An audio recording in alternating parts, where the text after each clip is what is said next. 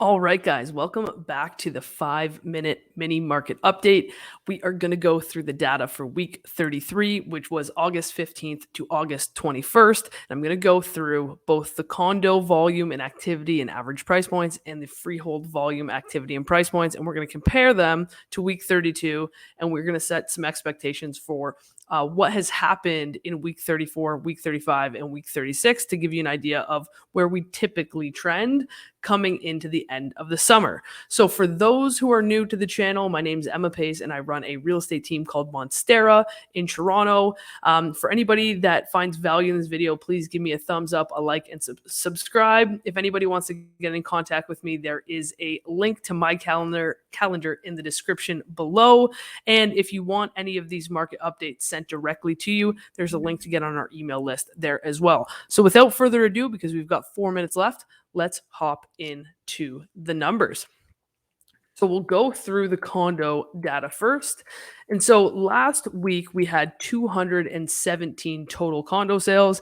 And this again is comprised of both condo apartment style and condo townhouses. So we are up about 21.23% from the previous week. So we had about 179 total condo sales in week 32. So let's look at one other important indicator. So we had a total of 605 condo listings hit the market. Now, this will be fresh listings and also those who have canceled and relisted. Now, we had 605 in comparison to 598 total listings on week 32. So not a drastic difference. We're pretty flat there. We're up about 1%. So nothing to really write home about there. So we had 217 total sales, like I said. 200 of those were apartment style condos and 17 of those were townhouses, just to kind of give you an idea of what the breakdown looks like. So historically, we do see activity increase from week 32 to week 33. This was a bit of a funky year with COVID, so we saw activity go down, but it is pretty typical for us to see activity increase on week 33 in comparison to week 32. What does it mean for week 34? It's actually interesting. In the condo market for week 34, we actually usually see volume go down a little bit. In freehold, you'll see that we typically see activity for this week that I'm now recording in.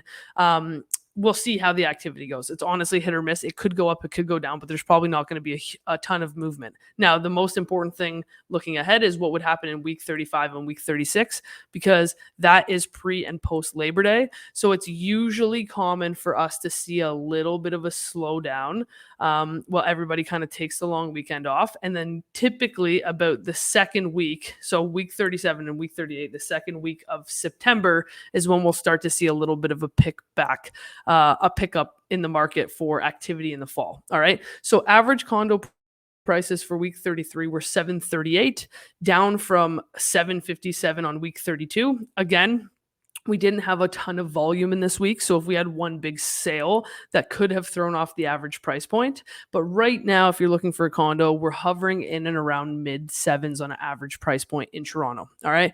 And then if we look back a year ago to last week, the average price was about 718. So if you've owned a property for more than a year, you're probably still net positive on the purchase, to be very honest with you. All right, so let's transition over to freeholds.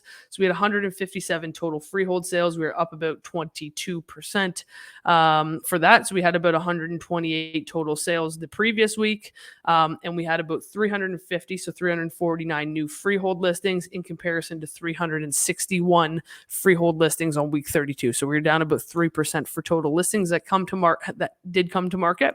And then again, to show you kind of what that 157 was comprised of, we had 103 detached, 37 semis, and 17 attached, which would be kind of a freehold townhouse or attached row house. All right. And then again, like I said, we usually see a little bit of increase in terms of volume from week 32 to week 33. And then in the freehold sector, we usually see a little bit of a pickup in volume for week 34 as well. So I suspect we'll probably see that when I make this video next week. And then again, we'll probably see a bit of a drop off on week 35 and week 36 for Labor Day, which is what we typically see. And then things start to pick back up earlier in September. So average prices, just to let you know, for week 33 will be, they were 1.411 Now, it looks like we were down quite a bit, 11% from week 32, which was at 1.6. But if you look over the last couple of weeks, we were hovering in the mid 1.4s. Randomly, week 32 average price jumped up. And again, I think it's because we had lower volume, probably had a big sale that's skewing that. But overall, if you're looking for a freehold property, and this is taking into consideration semi-attached, attached, semis, and detached, you're probably looking at somewhere around the 1.4 to 1.45 average price point. And then last year we were at about a 1.55 average price point. So we're actually down about 10% year over year right now. I think this number is a little bit more skewed. This is probably a bit more accurate. And then again, just to recap, because I've got about 20 seconds so we hit the 6 minute. Week 35 and week 36 are pre and post Labor Day. So expect lower volume and expect a pickup in active listings in early September. That wraps me up for 5 minutes. I hope you guys found a ton of value in this mini market update. I look forward to seeing you next week. Again, if you found any value, give me a like and a subscribe. See you there.